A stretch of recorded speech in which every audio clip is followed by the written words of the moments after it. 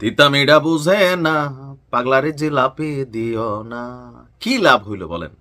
লক্ষ লক্ষ প্রাণ ঝরে গেল, হাজার হাজার লক্ষ লক্ষ মানুষ দেশ ছাড়তে বাধ্য হইল, রাষ্ট্রের সিস্টেমকে ধ্বংস করে দিল।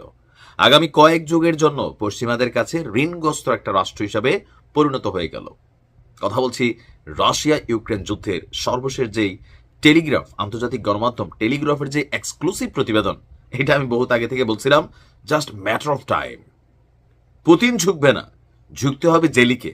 আর ফাইলানি জেলেন্সকি ঝুঁকে গেছেন, এমনকি পুতিনের মহাবিজয়টাকে ধরা হচ্ছে। কারণ আমরা যদি দেখি যে এই মুহূর্তে আপনার টেলিগ্রাফের এক্সক্লুসিভ প্রতিবেদনটি বলছে যে রাশিয়ার দখলে থাকা যে অঞ্চলগুলো আছে, এই দীর্ঘ 3 বছরের যুদ্ধে রাশিয়ার যতগুলো অঞ্চল দখল করে নিছে, প্রত্যেকটা অঞ্চলই গুরুত্বপূর্ণ, প্রত্যেকটা অঞ্চলই রাশিয়ার কবজায় চলে যাচ্ছে, আর ছাড় দিতে রাজি হয়েছে ইউক্রেন।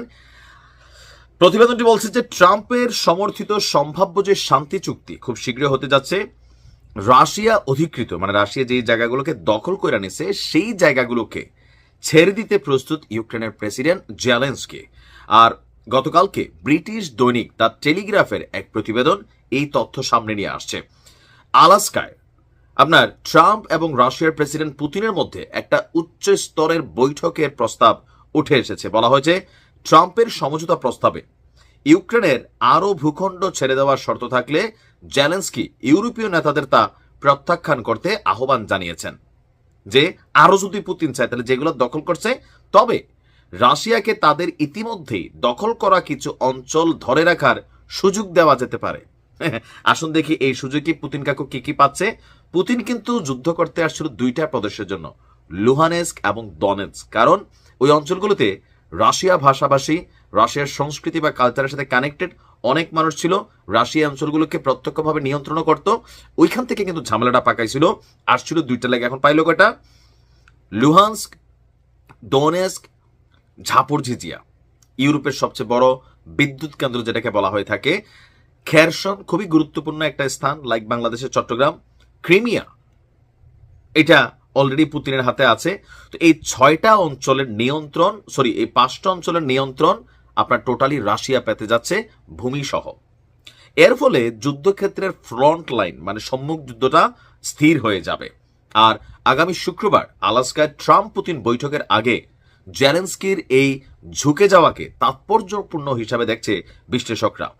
এর আগে প্রেসিডেন্ট জেলি বলছিল যে কিয়েভের কোনো জমি দখলদারদের হাতে দেওয়া হবে না। এখন এদিকে ইউক্রেন এবং ইউরোপীয় নেতাগুলো যারা আছেন, ট্রাম্প এবং পুতিনের এই বৈঠক নিয়ে উদ্বেগ প্রকাশ করেছেন। কেন? কারণ তারা এই যুদ্ধটাকে আরো দীর্ঘমেয়াদী করতে চাইছিল। ট্রাম্প ক্ষমতায় আসার পর আমেরিকা এখান থেকে কার্যত অনেকটা স্থবির আছে এই যুদ্ধের ক্ষেত্রে নিজেদের অবস্থানে। বাট ইউরোপের নেতারা একযুগ হইয়া টাকা পয়সা ঢালতেছিল জেলির পিছনে, যে বাবা তুমি যুদ্ধটা চালাই যাও, পুতিনের দৌড়ের উপর রাখো।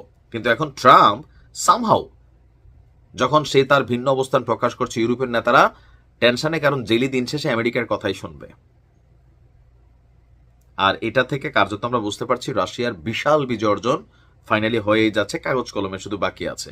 ভালো থাকুন, বেস্ট অফ লাক কাকু।